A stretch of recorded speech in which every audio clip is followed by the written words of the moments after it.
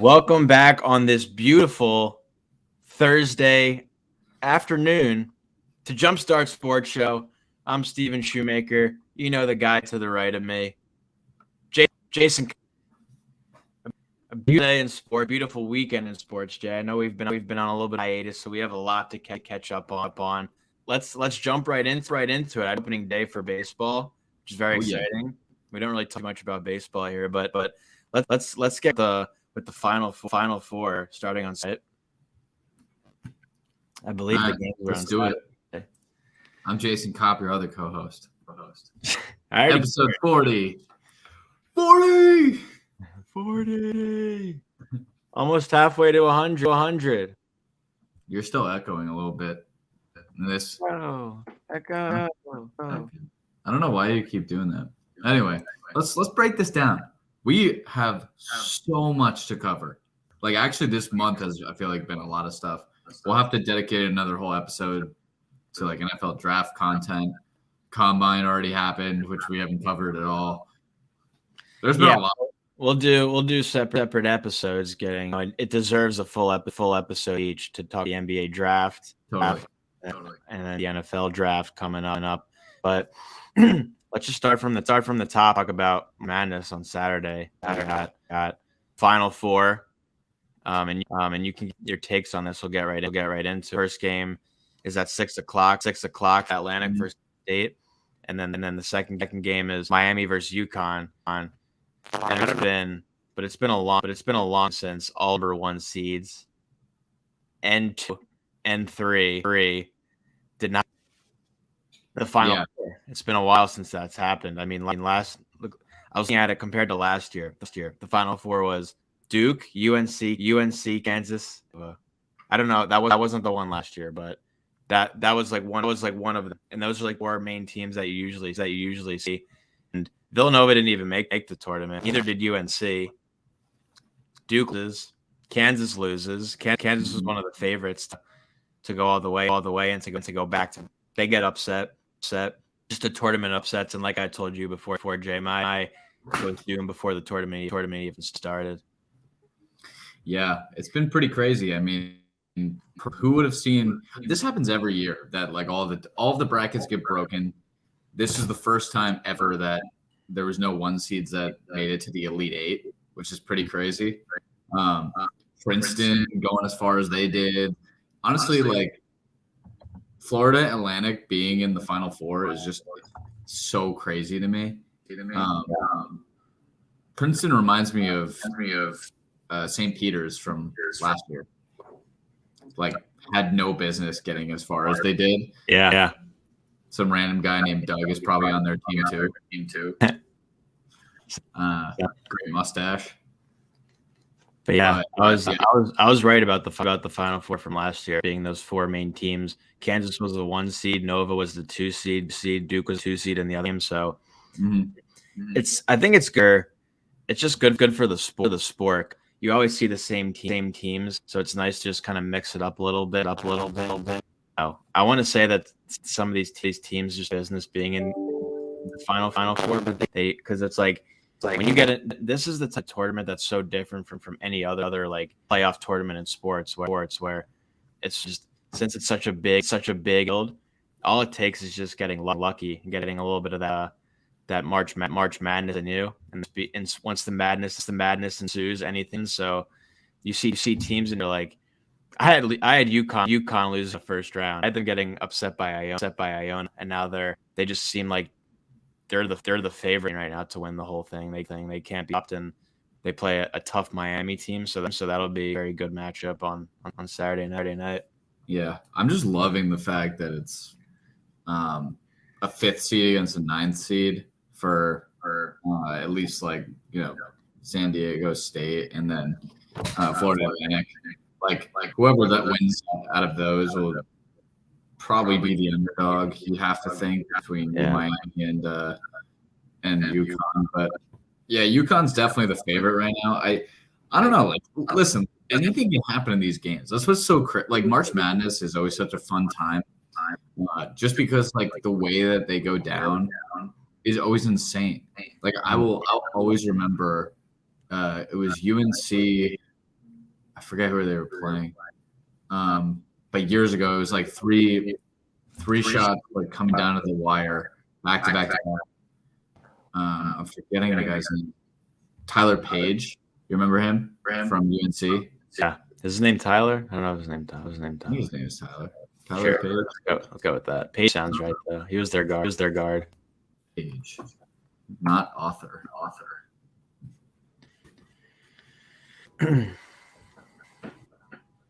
Oh. Marcus Page.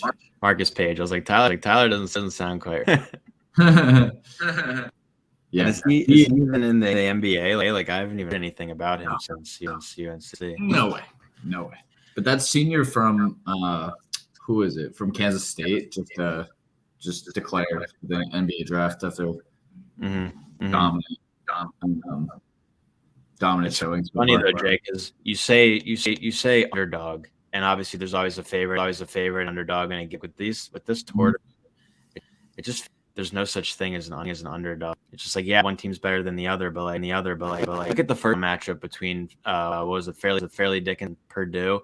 I think Purdue was like a favorite to win that game. It was in the first round, and I didn't have my bar set too high for Purdue in this tournament. Did not expect them to lose in the first, becoming the second team in history next to Virginia to be number 1 seed. So when it comes to these Final Four games, I just feel like there's not really such a thing as an underdog, but just the UConn's been playing. I want to go with San Diego State after Florida Atlantic, Gonzaga. It seems like they're on a tear too, and nobody's going to slow them down. So my take on it is going to be versus Florida Atlantic, and this is just something nobody would have predicted. I want to see Florida Atlantic win it all. A 9 seed, like that'd be awesome. Yeah, I don't know if they'd beat, and who even knows if UConn will beat Miami, but I have UConn winning it all at this point, just the way playing. Yeah, I could see that. It's really cool that like this tournament really makes or breaks some people's NBA careers. Like a lot of people get drafted off of their performance in this tournament. Look at Noel. I think what's his name on Kansas State, the really swing guard, started playing. He just prepared for the NBA draft, and it's interesting to think. Like, I'm sure a team will take him, but you never know. Just he I don't even know if he's on the map, but before this tournament started. Exactly. Like it just makes those guys who have been in school for a long time just like come out of the woodwork and become draft eligible, honestly, from their performances in these tournaments. I forgot that guy's name, but yeah, I know exactly what you're talking about. Yeah, so that's about it from the Martin side of things. It'll be interesting to see on Saturday how things play out, and then on Monday we'll have the final. A lot of good basketball. And, I think that could be a good transition just into the A right now. If you want to pull up the standings, take a look at that. We talked about this a little bit in the Western Conference. The field is just so open from like the 6th seed, 12th seed, people to fit into that playing game. The Western Conference is pretty set at this point, but there's still some teams that can make their way into the. Can you hear that? Yeah, that's annoying. Oh Stop, dude. I'm gonna mute myself for the time being. I'm gonna let you go. Continue talking. I'm just gonna mute myself while this happens because they're doing work above me. That's heartbreaking. Sorry to all the fans out there who aren't watching us. You hate to see stuff like that. Difficulties on Jason Cobb's side. I'm sorry for him and all of JumpStart Sports here. But we'll just get to the talks. Yeah, there you go, Jay. Throw it. If you want to scroll down a little bit, just to see the games. The Raptors and the Bulls seem to have those locked up. An uphill battle for the Wizards and the Pacers to try to get in. With what games remaining or so for every team, they'd have to go for like the Wizards and the Pacers. They'd have to go on a streak, and they no business being in there. I'm curious. I saw highlights the other day from who was it? Look it up. some team just played the Pacers, and they absolutely just manhandled. It seemed like an A team versus a B team. It was a team. It was obviously the Bucks are the best team in the NBA. Was it the Mavericks? No, it was the Bucks. The Bucks. This was the other night. The Bucks are the best team in the NBA by a reason, and they only beat the 13 points, but they put up 104 in the Pacers, and they were them. Like Giannis puts up a 38 point, 17 rebound, 12 assists, triple double.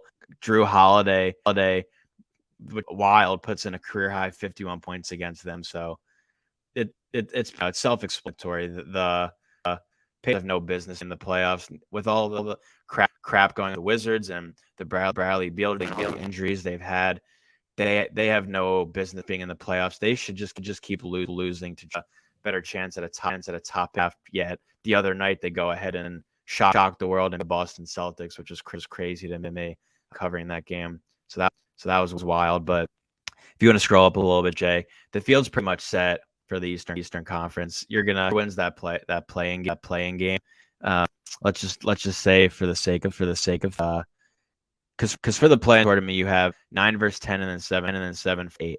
You have the Hawks versus the Heat, and with how hard the Heat have been playing, and the Hawks have been playing pretty well, I would not be surprised to see the Hawks win that game, and then the Heat would have to play the winner of whoever wins that game. It's the Raptor with DeMar, and we were talking about how the Bulls have been one of the most disciplined teams this year after what they were able to accomplish, but whoever wins that game, and it comes down to which, like we've talked about this before. I really enjoy like how the NBA is trying to be creative and come up with play-in tournament, but at the same time, it's really unfair to like certain teams. Like look at their standings. All those teams are really close, so it's fine. But like a team that's like games ahead of another team, and all it's a 1-game single elimination. That's what your season comes down to, which is frustrating, but you just have to rise to the occasion and see what happens there. So, on that, if this is how the playoffs end up, EXJ, depending on how the rest of the regular season plays out, whoever's that game between the Bulls and the Raptors, the winner of the loser of the Heat versus the Hawks, and you never know what happen. Like, just talk about downfalls. Like, could easily find their way losing and not even playing in the first playoffs, which is crazy. But whoever ends up getting in that AC is going to get spanked by the Bucks. A Celtics versus Heat or Hawks first round, I think, would be very intense. It could be a series, especially with kind of how the Celtics have been very streaky this year. But the Celtics being Celtics, they'll get their act together and they'll take care of who. The Sixers have been playing really well. It would not be no walk in the park. We ended up having to play the Nets, but most likely we would them. So really that best first there, which you have circled, is Cavaliers versus the Knicks. That would just such a back and forth series. Would probably have the as being heavily favored just with Donovan Mitchell and how well Evan Mobley's been playing. But then again, if you guys get Brunson, I don't know what the status is on him, but with how well, I know you said he's been streaky, but how well Randall's been playing. And Brunson is sorry, just quickly before they start drilling again. Brunson is now healthy. He played yesterday night. Oh, he's back. Okay. Yeah, he had a hand injury, but Julius Randle actually got hurt yesterday. There's no status yet, but he hurt his ankle. So we'll see what happens with that. But they need every person if they're going to win against the Cavs. We actually match up really well against the Cavaliers. I like Donovan Mitchell is going to beat Donovan Mitchell, but in general, we match up pretty well because they don't have a center who's like super dominant. Like Joel Embiid is a problem for like Mitchell Robinson, for example, but Mitchell Robinson against Jared Allen is not a problem. I mean, Embiid took care of Jared Allen pretty easily. The Nets a couple seasons ago in the playoff. Cavs are definitely a tough team with both their big men and Okoro and who's their point guard? How's point guard? Darius Garland. Garland, yeah. So they're They're drilling again. Back to muting. Yeah. So like you said, Jay, it just kind of comes down to at the end of the year, just staying. It doesn't matter how good of a season you had. If you're going to stay healthy, it doesn't mean crap. So the Cavs would probably win that series, but you never know what could end up happening. And a lot could still flip because if you look, looking at games behind, 6 or 2.5 games ahead of the Cavs with like 5 games left. So anything's possible, but just kind of how the outlook looks right now for the Eastern Conference, which is right around the corner, couple weeks away from the playoffs. We'll be diving into that. Very excited. It starts getting warm, and playoff basketball is just right around the corner. So I go over to the Western Conference. We can break that down, Jay, and just how open it is. You see the Warriors who are playing really well. I watched them the other night. They on a very impressive display. Pelicans. They were down, I think, by 17 at half. I was like, I wish I still had, even though my betting days are behind me. But I was like, I have a feeling 17, the Warriors are gonna come back, and sure enough, came back and won by like points or something. The Warriors they're just so, they have so many threats. They're just one game behind the Clippers with Paul George being out. They could start plummeting a little bit. Timberwolves, they lost last night. They're not a team that like is that scary, but you never know with like Ann Edward and Cat. But it's just very close when at the standings right there. The Timberwolves and the Lakers playing really well. Go ahead, Jay. Kitty cat. Yeah, kitty cat. Yeah, no, this is all this is really close. Like what I love about the West, and maybe it's just this year in general, there's so much parity in the league. So like they're all within like 2 games of each other. 4 games. Let's like look at the 6 seed compared to the like 11 seed, right? Yeah, like there's 3 games behind. That's it's not far off at all. The Mavs a pickle right now though, because they just keep losing, get their shit together. They're such a dumpster fire. I fucking hate Kyrie Irving. Yeah, I don't know how we both feel about him, but it's definitely tough putting all things aside with him. Like and it's very tough when you have somebody come in, less than the season left and just expect them together and expect there to be chemistry. Yeah. When you watch them, it just looks like it's very one-on-one basketball because that's what Luka does. Luka does. And that's what Kyrie does. It's just like doesn't seem like there's a whole lot of team chemistry. Not a whole lot of other guys who can help in. So, the Trailblazers and Rockets, they're out of the question. Dame Lillard just got shut down for the year. The Jazz maybe sneak there, but they're not a playoff team in my eyes. So I could very well see those bottom six team of plummeting, and then but the play-in for the West is going to be interesting. The Thunder are playing really good basketball. Jay Will is a stud, and they won. What was it last night without Shea? Yeah, he popped Jay Will off. He's been popping off. So I like them a lot in the West, and I think they can. And then Zion is supposed to come back soon, which will be a huge boost to the Pelicans. Yeah, all that right now too. So that very intense game to see the Pelicans versus like the Mavs or something, the Thunder for that playing game, and then the Lakers could very easily, if you want to, could very easily beat the Timberwolves in that playing game. But then if they get the 7 seed and they have to play the Grizzlies, I don't know if they have enough in them to even with LeBron back to be able to beat the Grizzlies. Maybe it's just me, but I just don't see the Grizzlies as a team that's going to make it far. I think they're too mature. Yeah, and like too much off-court drama and stuff. But definitely the most surprised. The most surprised. We haven't even talked about the Ja thing. Yeah, that's just incredible. How he went to rehab for like a day in Florida, leaves, tells everyone he doesn't have a drinking problem, and then he plays like 3 days later. Listen, I understand like someone on the Sixers player, so like he would never, knock on wood. But let's say Joel Embiid goes on Instagram live and he's throwing around on. I would just be like, "What the heck are you doing?" But and you have to die no matter what.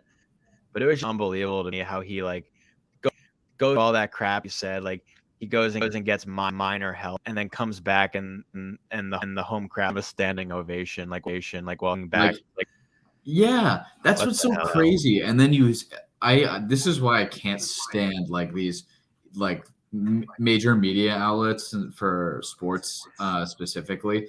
Like they pick and choose, right? So like for example, and of course I'm biased, but I know the Knicks aren't the only team that like get this kind of treatment. The Knicks, like, you know, that meme of Julius Randle talking to Jimmy Butler that you posted on our Jumpstart Sports Instagram. Remember? So like that kind of stuff was like reposted by the ESPN, by Bleacher Report, you know, for like whatever. But then you have like Ja, who waved around a gun on Instagram Live, went to rehab one day, and then is made to be like this martyr, like as if he like was injured for a year, and it's like, thank God he's back, he's he's better. Like, what? Yeah, I yeah, just yeah. yeah. It's definitely crazy. We'll see what happens. It's always I love to see them play the Warriors again. That's just Dude, all that'd the be drama. great. Love that Yeah, match. because that was the conference finals last year, so Right. that'd be a crazy matchup. But Mhm. two teams that I'm to have my eyes on right here. The first is, shocked everybody this year is the Kings. Just Oh my how well played with De'Aaron Fox and Kevin Hurting and They had just the fourth overall pick. the fourth This is overall pick this and is the just craziest turnaround I've ever seen from a franchise that was just absolute in disarray. They yeah. traded away an all-star caliber player. Of course, they got one back, but like, wow, has this paid out dividends? But the thing that I think they kind of screwed themselves. It'd probably be a good series, maybe a couple games, but they're not beating the Warriors, even No, with the Warriors in a row. Like they're just a different breed. I think I said at the beginning, pick the Warriors repeating as champs. So I could see it. I could see it. My eyes are on the Suns. that was the other team I was gonna say. Just kind of get into that because that would be a crazy first round matchup. Just they still have yet to. Yeah. Well, I'll just give my opinion on it. Like the Suns, they won last night, and KD really good in his first game back from his injury. But no, they're going to be definitely a threat just with Chris Paul, DeAndre Ayton, Devin Booker, and going up against the Clippers, who actually plays pretty good basketball. If Paul George comes back healthy with Kawhi and see so that'd be a really probably be the most appealing matchup out of all the matchups going. The Yeah, Nuggets, I completely agree. I mean, yeah, how the Suns have played this well so far, and that was really without KD.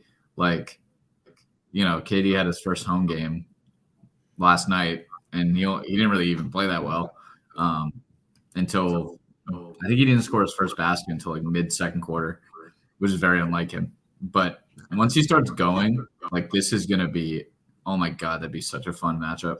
Suns Clippers, like Kawhi and PG on Kevin Durant, like and D Book. That's awesome. yeah. Um, Something that would be really interesting would be seeing seeing the Nuts play the Lakers. If the Lakers get up in the eighth set rematch of the what was it, the 2001 finals, something like that. But be an interesting first matchup because the Nuggets would probably take care of the Lakers. I think the Nuggets are honestly overrated. I know they're great basketball, and Nikolai Jokic is impossible to guard, and he's probably going to win the third MVP in a row. But Jamal Murray just still doesn't seem like 100%, and I think they're a very beatable team. I'm just not worried about the Nuggets. I see them coming out of the Western Conference. I think either the Warriors or the Suns. That's probably my pick for. We'll see what happens, and anything could happen. So right around the corner, so it'll be exciting to see how 5 games for teams go because I feel like it's very rare, and that's what makes the play-in tournament so important. But very rare to see game.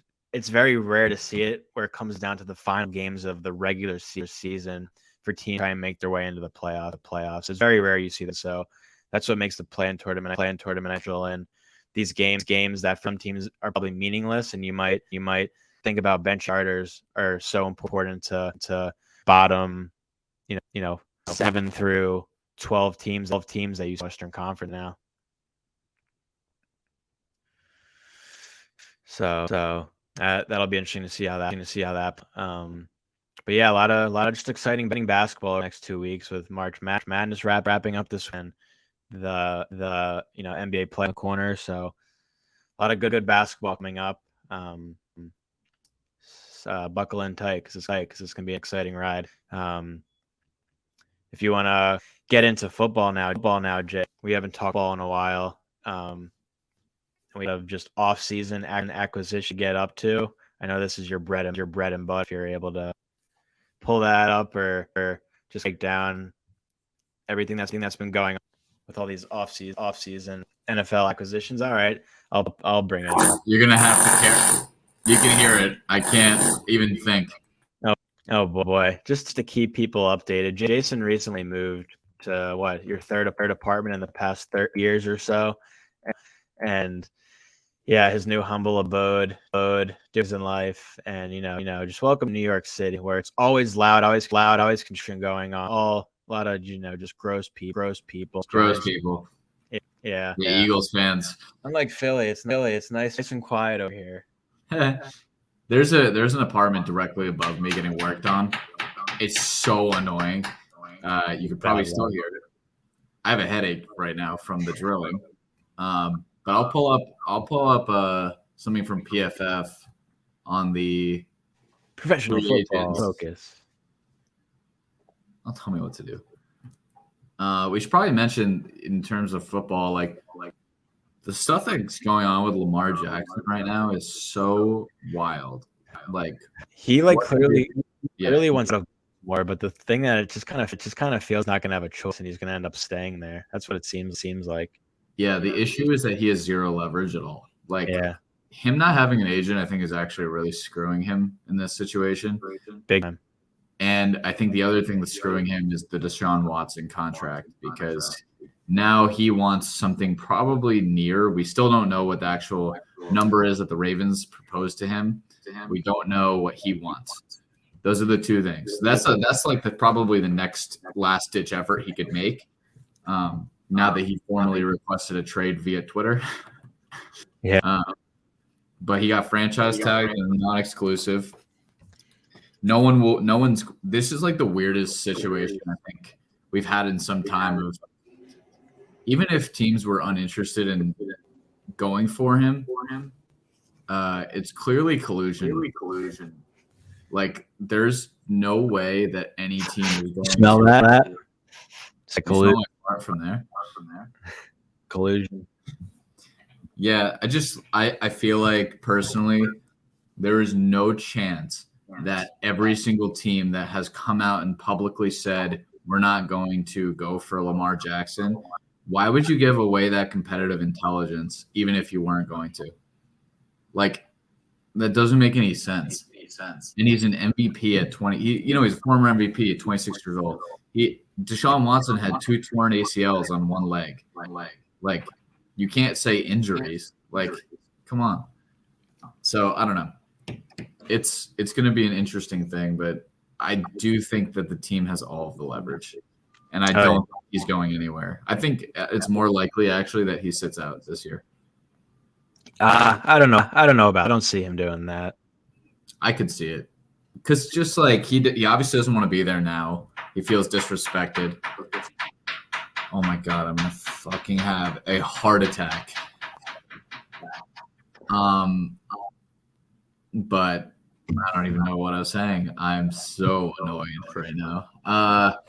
Okay, let's just move on to the next quarterback, which is Geno Smith. Oh, I thought you were gonna go Aaron Rodgers. Oh yeah, well, Okay, let's go Aaron Rodgers. Nothing's really happened. He's officially committed to the Jets, but hasn't had an actual contract. He's officially committed to the Jets. Meanwhile, is a Green Bay Packer and is not traded. This wouldn't happen. I think this would be hilarious if they they couldn't got a contract for him, and he's just like, all right, for one more season. Jordan Love back to the bench. Yeah, he's like, get the play. Listen, I mean, it's a tricky situation. Like, there's always these talks about like who has the leverage between the Jets and the Packers, and then the answer is neither. Neither has leverage over the other. The Jets can wait as long as they want, and the Packers can wait as long as they want. Mm-hmm. And neither has leverage because the Packers don't want him in their room when the season starts, and the Jets can't afford to wait because they need someone to get acclimated in their system. So neither works. I think it'll probably wait until after the draft is my guess, because I don't think that they want to trade that whatever it is 13th overall pick, I believe. I could be wrong. Something like that. I don't think they want to trade that. And I know there's stipulations around his retirement because of what he said after the darkness retreat thing. Who was the player that they need to go on a retreat? Oh my God. You know what I'm talking about? What are you talking about? There's some athlete who recently said they need to go on a retreat too. I'm trying to think of who it would be. But we go on one. Here's another one, Jay, that I'm interested to see what happens. Where do you think DeAndre Hopkins is going to land? Like rumors about Buffalo, maybe. Yeah, you see Buffalo, you see the Chiefs. The Chiefs would be crazy. I could see the Chiefs doing it. They need a wide receiver. They have one. They need a wide receiver, and I think that something they do really well is like manipulate the cap. Mm-hmm. Big time. They're so good at it. So I wonder if that's the direction they go. They really need a number one. Like, unless they have faith, Kadarius Toney or Sky Moore is going to magically turn into, let's be real, a number two option behind Travis Kelce. Mm-hmm. Like, you lost Juju, he's like fine. He's just a big slot. Yeah, he's a big. He's such a slot. A little slot. He's so slotty. They lose McCole Hardman to the Jets. They lost McCole Hardman. He wasn't even playing in the last couple games anyway. He was hurt. I feel like I don't know. The Chiefs draft pick, I think, will be also really interesting because right now they don't have a tackle. They lost Orlando Brown, or basically let him walk for nothing. Mm-hmm. So they have no left tackle, but they're pretty solidified everywhere else, I'd say. Yeah. They drafted amazing last year, so I'm sure Brett Veach will do great this year too. Anyway, DeAndre Hopkins. So that'll depend, because here's the thing: like, the Cardinals have to come down on their asking price. That's number one. And the number two thing is his contract. They'll have to either absorb some of it, the Cardinals, or he will have to restructure no matter where he goes. Like, he's not getting paid 15 a year at whatever he is, 29, maybe 30. I think he might be 30 already. With the TED suspension, like, there's a little bit of a red flag. He was still great last year, but in the 7 games he played, he played unreal. He just didn't have a quarterback because Kyler got it. If he goes to the Chiefs, that would be huge for them, huge for Hopkins resurrecting his career. Totally. So Jay, I brought up a breakdown of all the teams signing. So if you're cool with this, what we can I'll game by team and just talk about their biggest off positions, and you can tell me if you think it was a bad move. Okay. Why don't you share your screen, or you can just talk about it, whatever you want to do. Let's talk about starting with the Bills. Okay. Harris as their running back. Bad move. I love that move for them. Damian Harris is a very good player, and he was a very good player for the Patriots. They got him for nothing, and he's the biggest upgrade over Devin Singletary, who was absolute dog shit. Mm-hmm. I love that move for them. I think he's a really good compliment to James Cook, who they don't want doing any early downs anyway. Mm-hmm. Yeah, and also Josh Allen is the goal line back. So what happened? What happened to what?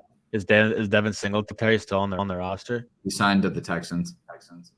Okay, I'll probably get to that one. At some point. But all right, Bills, that's really like their biggest off-season move they made.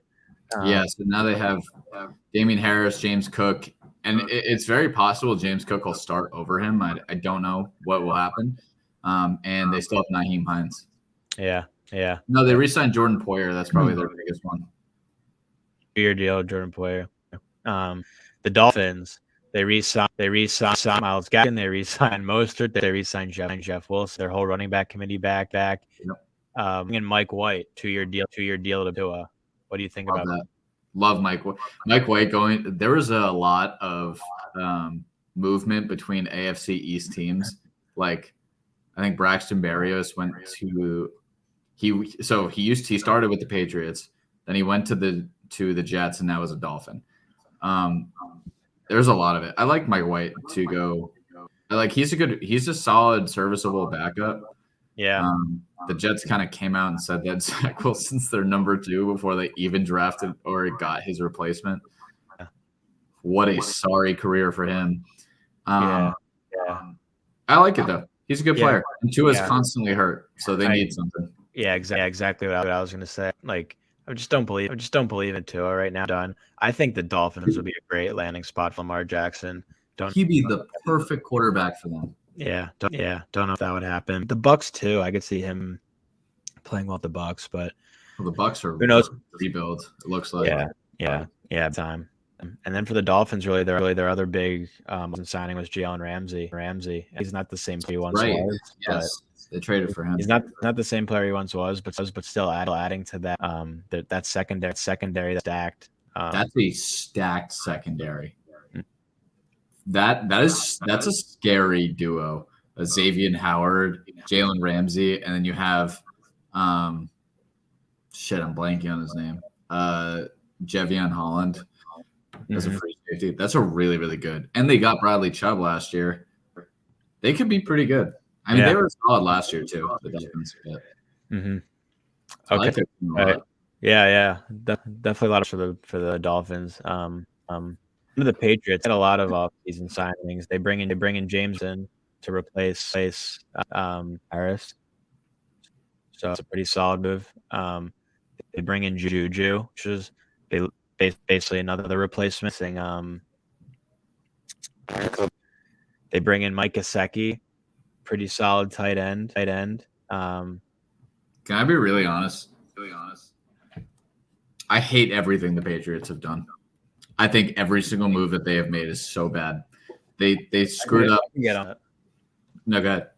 I could get on board with that. Like, I think every move was wrong. They let Jacoby Myers go, signed Juju to the exact same contract. Jacoby Myers is a better player and has been his number 1 for years.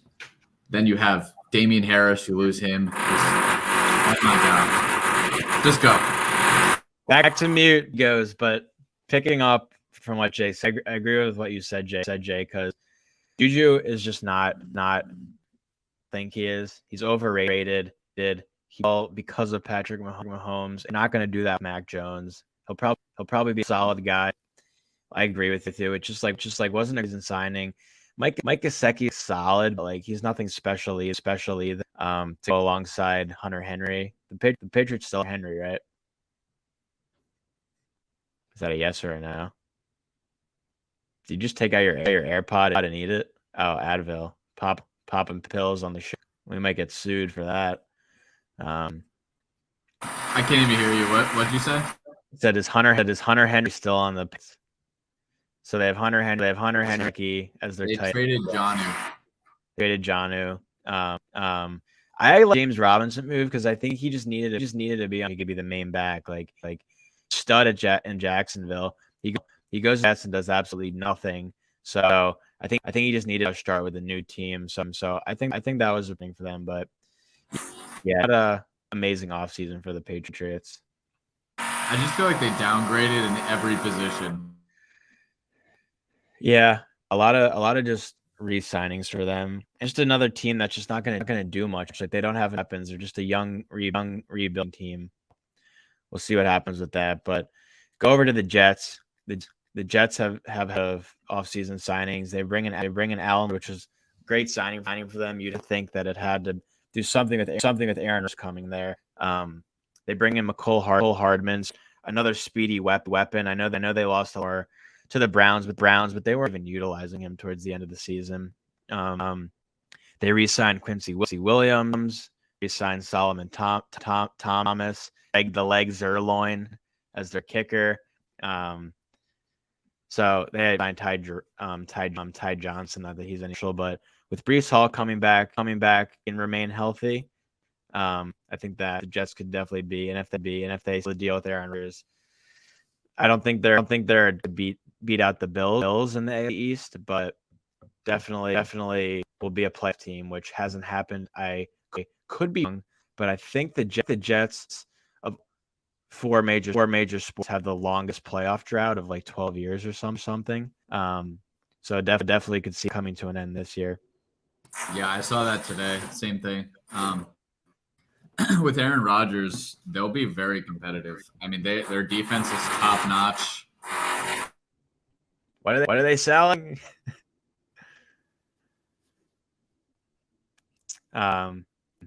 Defense is top notch though. So the Jets, happy as a Jets fan, just how bad they were for so many years.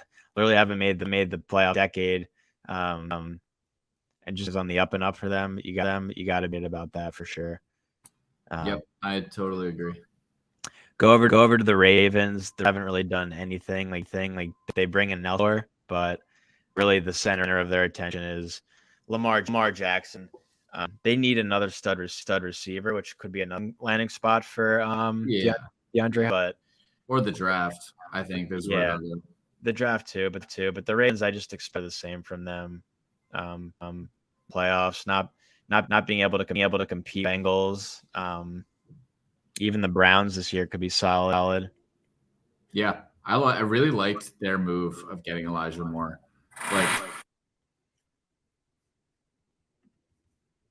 Yeah, but yeah, Browns getting Browns. But yeah, that's really it for the Ravens.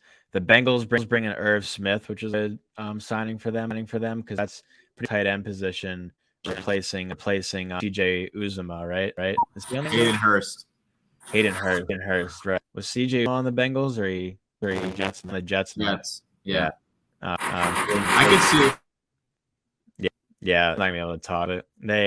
They needed that. They need tight end signing for the Bengals. That's really all that they did. They re-signed Jermaine Pratt, signed Sidney Jones to a 1-year deal. That's really that though. And then for the Elijah Moore, a lot of readings for them too. So not like anything drastic that's gonna change their team. They signed Josh Dobbs to back up Deshaun Watson, and that's just be interesting to see this year. First full Bengals.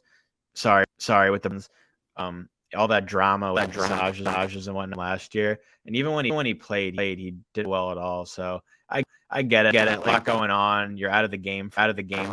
So hopefully he's just been putting in a lot of work in the offseason. Be the Deshaun Watson that he once was. So will be interesting to see what ends up happening with him. The Steelers, another probably lost cause, but interesting signings though. They bring in Malu. Sucked to see him go from the Eagles. They signed Patrick Peterson, was a big signing for them at the quarterback position. They Terrell Edmonds, who on the Eagles. But yeah, they believe a Kenny Pickett story. Not really had a big sophomore slump, so it'll be interesting. He bounces back. But yeah, not too much in the offseason for the Pittsburgh Lurs. Looks like Jason's on the move. If he can get a quieter spot. Let's go next to the Texans. Case Keenum. All right. Hopefully this is better. Deal. Yeah, I'm at the Texans now, Jay. The Texans had a lot of offseason signings. Case Keenum to a 2-year backup Davis Mills.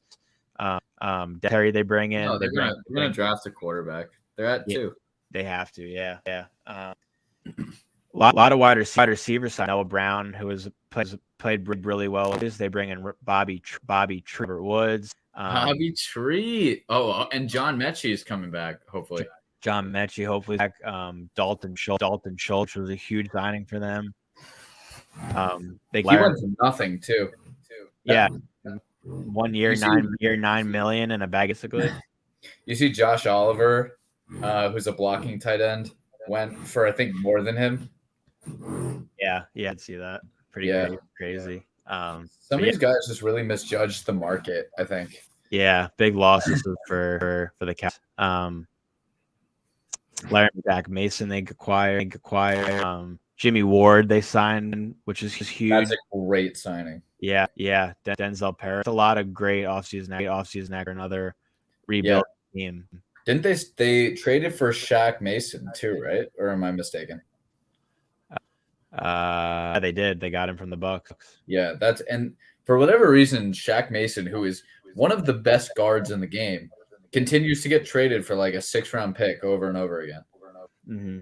It's really interesting. But yeah, they make great signings. Who do you think? I mean, I know you're going to go in team by team. Who do you think has had the best offseason? I know I just went over them, but I really think it's the Texans. How offseason signings they were able to snag up, and with the draft picks that they have, yeah, they have really good capital. Yeah, really good draft capital. Rebuilding team, like they're probably not going to make the playoffs, but they lose Brandon Cooks to the Cowboys. But they like kind of replace him with Rob Woods, who didn't really last year at the Titans. So it'll be interesting to see like a happy team like them coming out of the offseason. I think it's the Bears. Yeah, we'll get to the Bears and then you can explain. Okay. The next list is the Colts. Do they even have a quarterback right now? I know they signed Minshew, but they got rid of Matty. I even have a quarterback. No, they signed Minshew, presumably to be the backup of whoever they take at 3 or 4. Excuse me, 4. Really? I moved. Which it's it's going to be either Anthony Richardson or Will Levis. Yeah. Yep. So they'll probably so Gardner's a good backup to have. They get Gay, the kicker for the Rams, to a deal. So much that for them. The Jaguars re-signed they put the non-franchise tag on Evan Ingram. Against that he was last year. Really happy to see that for him. They've had signings, but nothing worth noting on the Jaguars side of things. The Titans re-sign Westbrook. How do you say it? Akeen. They re-signed him. They bring in Andre Dillard to a 3-year deal. Got him from the Eagles. Get Bunting to a 1-year deal. That's really that though for the Titans. Then we go to the Mile High City with the signed Jared Stidham to a 2-year deal to back up Russ. They bring in Samaje Perine, which is there are rumblings. Just really quickly on the Broncos, there are rumblings that Javonte might not even be available until like midway through the year because of his ACL. Yeah. So Samaje will be pretty valuable. He was really good backing up Joe Mixon last year. Kind of bad for us because like they put all this into him and all this money, expecting him to be like the player he once was. Expect him to do more of the same that he did. Like he's just on a bad football team and he has nobody around him, and he's not the player he was. So I don't know. I mean, I don't think he'll be the player he was. I think he's obviously declined, but I think Sean Payton's offense isn't going to ask him to do much I think Nathaniel Hackett was so in over his head. I would really like to see what he looks like in Sean Payton's offense. I think it might be a turnaround. My take's the opposite, but he can't be worse than last year. That's my take. That's possible. It's possible. The Chiefs didn't really. I mean, they didn't much. Like they lost Juju. They lost Orlando Brown. But yeah, just at their signs, just like they signed Drew Tranquil. That's a good signing. Yeah. Then they signed Jawan Taylor, which is a great thing. That's a good signing. But they really signed him to a huge deal, if I remember correctly. Yeah, 4 years, $80 million, 6 guaranteed. Yeah, that's a big contract. Raiders had a pretty interesting. Then they find their new quarterback in 3 years, $72 million. Yeah, I think that's too much. They put the non-exclusive franchise tag on Jacobs, Justin Hooper for 1 year, especially because they lost in Waller to your Giants. They signed And Foster Moreau, they lost too because Foster of the Moreau. cancer stuff. Yeah, Hodgkin's lymphoma, super sad. Yeah. But they get their back by bringing in Hopper and OJ Howard, and then bring in Jacoby Myers, which is probably arguably their biggest signing Buffalo. I find it kind of redundant, but unless they do like a 3 wide receiver set, I feel like he's a slot guy for the most part, and like obviously Renfro isn't going anywhere, so it's just I don't know. It'll be interesting how that works out. I also think it's painfully obvious to me that they're gonna be the team that is trying to get Anthony Richardson. Yeah. Because of the Jimmy G contract. Okay. That's why I think that. I think they'll have him sit a year behind him. And Jimmy will be a bridge quarterback for an immensely talented, very raw prospect. Okay. That's my take. I think that's like I wasn't sure until that happened. And then I thought, well, pardon your take. No, don't tell me what to pardon. Over to the Chargers. The Chargers didn't really do anything worthy. No. Cowboys, Donald Jones. They put the franchise tag on Pollard. They bring in Brinks. They bring in Stephon Gilmore, which is big for them. Right. Yeah. They re-signed Leighton Van Der Esch. So interesting offseason for the Cowboys. But CeeDee Lamb and Brandon Cooks could be dangerous. But losing Dalton Schultz definitely wasn't a move, but they just are trying to backtrack for screwing up the Amari Cooper deal. Yeah. It'll be interesting to see where Zeke Elliott ends up. I know he said Eagles, Jets, he's gonna go back. They all of those teams except the Bengals have said they don't want him. They don't need him, but like, just not could see him going to the Jets. Well, I think the Jets are uninterested. Like, or at least the Jets running backs. Brees Hall was like, "We good." Yeah. Next up is your Giants. If you want to break them down, and I kind of. Yeah. Let me think. So obviously the big one is they actually had a lot of re-signings. They lost Julian Love, Nick Gates. That one made me sad because I love Nick Gates. Aww. And they lost Feliciano to the Niners. Those are definitely holes that they'll have to fill. Like they don't have a center right now. Feliciano is not a good player in my opinion. But they'll miss the leadership from those 3 guys. But they were able to re-sign Darius Slayton. They signed Paris Campbell. They signed who else did they? Well, they traded for Darren Waller. Obviously, that's the big one. Mm-hmm. Who else did they sign? They re-signed their punter, the Scottish Hammer. Yeah, this was covered a while ago. The 2 big ones. They signed, Daniel Jones to the extension, and Saquon they franchise tagged. Yep. Those are the kind of the big ones. They re-signed Sheppy. Yeah, but he's like that's more for a leadership thing. I think he's really still injured right now. They bring in Jamison Crowder for a year. Yeah, that's a fine signing. Oh, they signed Bobby Okereke, Nacho from the Buccaneers to help shore up the defensive line and the run game. Because we were the worst run defense. Nacho, or like third. Yeah, Nacho. Who's Nacho? Okereke's name is Nacho. His nickname is Nacho. I didn't know that. But. It's Roches Nunez or something is his last name. It's probably on there.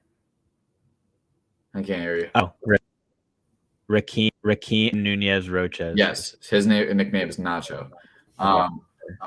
So he's a really good like D-line stuffer. So he'll be in rotation with Dexter Lawrence and Leonard Williams. I really like what they've done. I thought it was really interesting that they looked at the market. They realized that like there isn't really a number one option who makes sense for them right now. So for a receiver, so they pivoted to tight end, even though Daniel Bellinger had a solid rookie season. Darren Waller, when healthy, is a dominant player. The question will be, is he healthy? A third round pick, though, like we basically took the Kadarius Toney trade and then got Darren Waller. So I'm very happy about that. And Darren Waller's contract is very manageable. So if they wanted to theoretically get out from under him next year, they can. I really like their move so far. I would really like them to draft Jackson Smith and Jigba. Yeah, that'd be big signing. But yeah, we'll see. Like I don't think any of their receivers mean that they're done because they're all on 1 to 2 year deals. Almost all of them are prove-it deals, which I like. They're all like very high, low risk, high reward signings. Like Paris Campbell, if you think about it, he was actually the better receiver coming out of Ohio State with Terry McLaurin. If you remember that, in whenever that was. Scary Terry. I wish Scary Terry was a Giant. He's so good. No idea why. I mean, I guess it's like a loyalty thing. No idea why he'd want to stay with the Commanders. I don't care. They suck. Oh, that's some news. They're gonna get sold. Yeah. 2 bids on them for $6 billion. Pretty insane. Yeah. Yeah. I'd say overall they've done a really good job though. The Giants. I'm happy with their moves.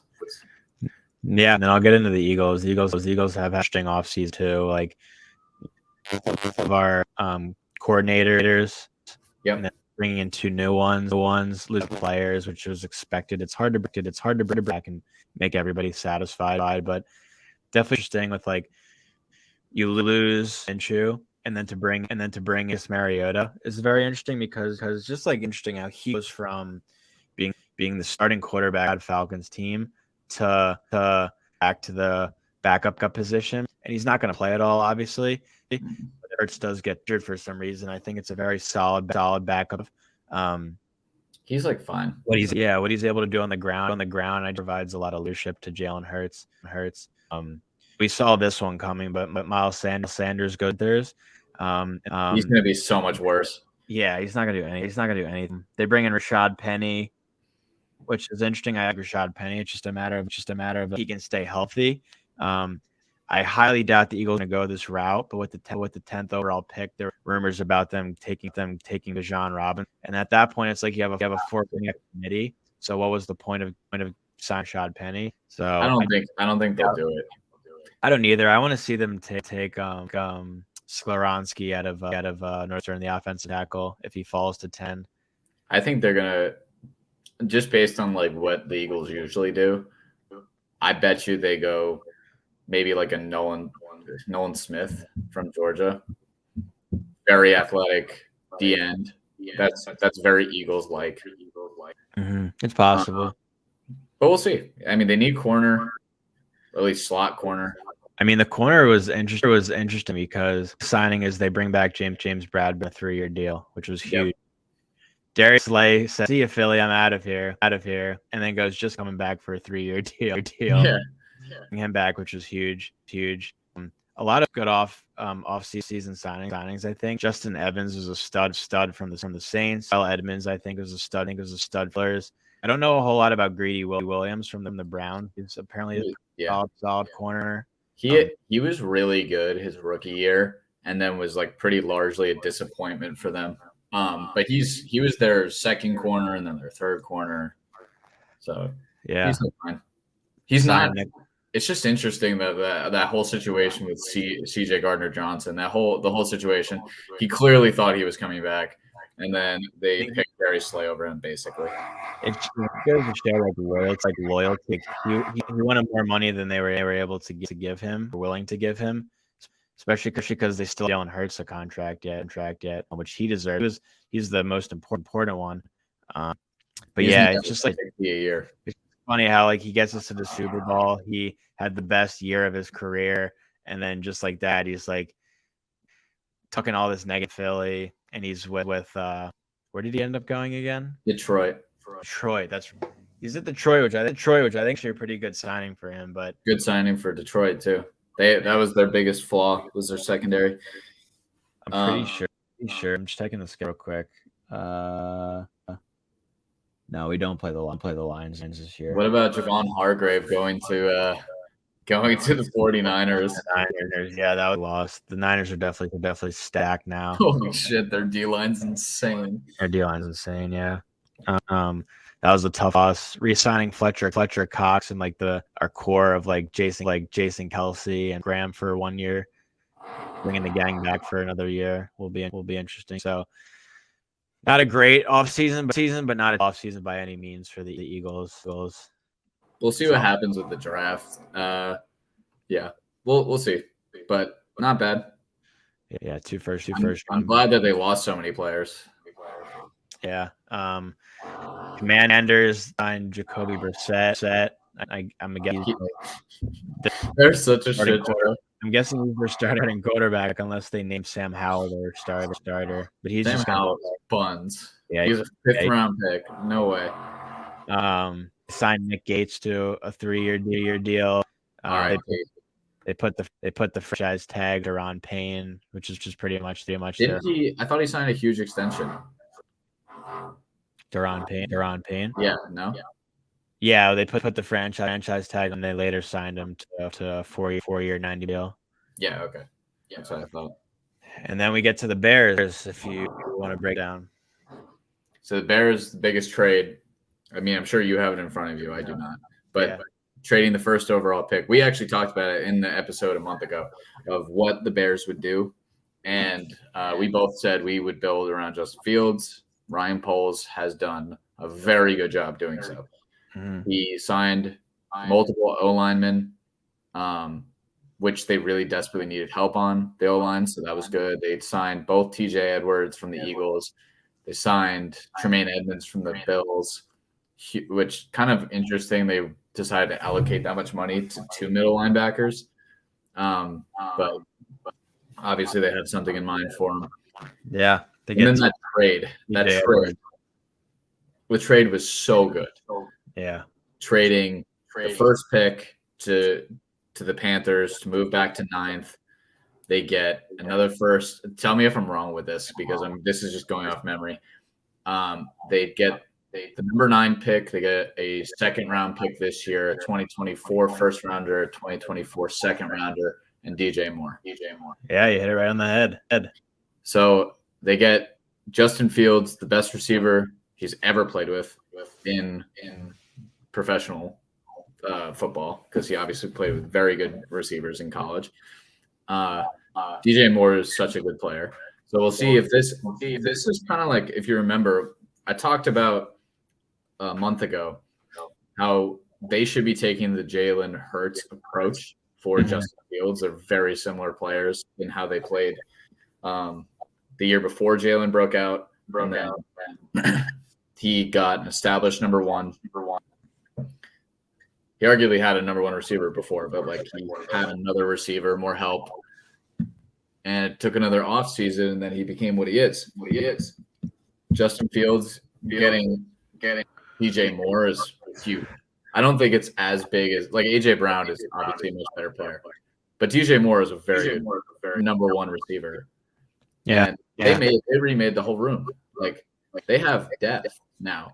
They have him, Darnell Mooney, like Claypool, which was not worth a 2nd round pick, but they traded a 2nd round pick for him.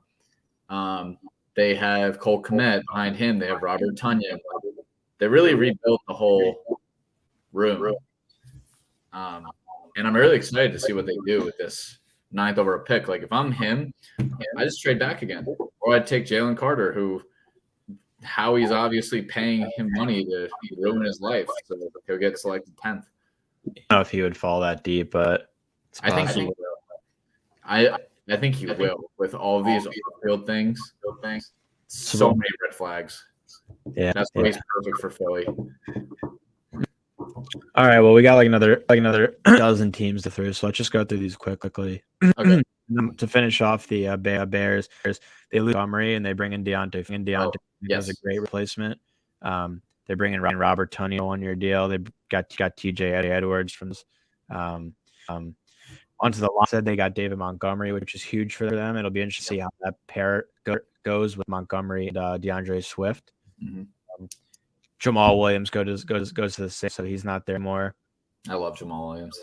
Evan Mosley, they sign Jones. He comes back home for a deal. They get CJ Gardner, as we discussed. Michael Badgley's their new. Really, the Packers, like literally nothing. They just lost everybody. They're so poorly run. Yeah, they're a disaster. Vikings signed Nick Mullins to back up Cousins. Well, they re-signed him. Re-signed Alexander Madison. Another running back who got screwed on the open market. Yeah, they signed Aaron Murphy. That's their only acquisition. The Falcon and Taylor Heineke.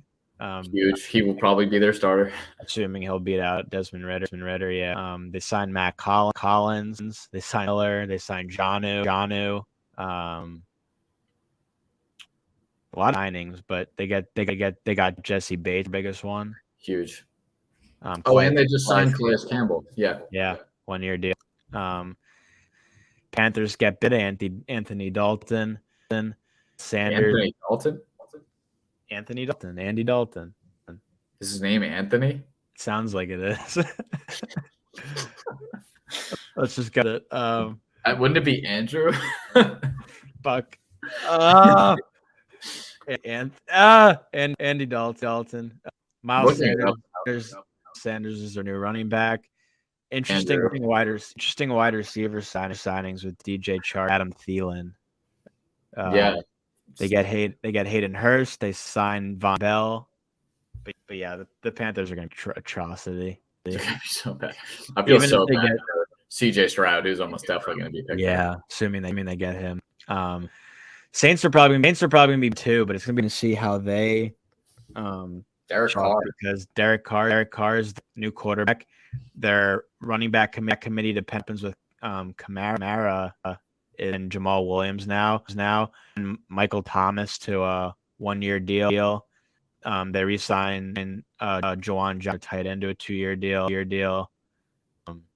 I like that. I like Juwan Johnson. Yeah. He's solid. But I just expect more of the Saints this year. I don't expect them to be much of. Yeah. Actually, there's also a report that Michael Thomas is still not healthy, which is wild. Yeah. Stay away from him. $10 million a year. Only 1 year, but anyway, go ahead. The Bucks, like you said, they're just kind of far. Like they still have their stuff receivers and Mike Godwin, but they have Burnett, who's still a free agent. Somebody's gonna go after him. Mark my words, the Giants are trading for Godwin. It could happen. They really don't have a quarterback, so they signed Baker Mayfield, which is interesting. They bring in Chase Edmonds as their new running back. They re-signed Levon David. They signed a 4 year deal with James, but that's really it for them. Onto the Cardinals, they signed Zach Pascal. Not really noteworthy. They signed a 2 year deal with White from the Eagles. Those matters their new kicker, but nothing really for the Cardinals. They are going to be so bad. They're not going to have Kyler for half the year too. Yeah, which is just like I didn't understand why.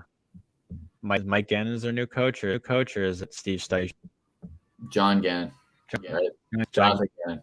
Where did Steve Steichen go again? The Colts? Yeah, the Colts. So John Gannon's the Cardinals. My dude from Muhlenberg.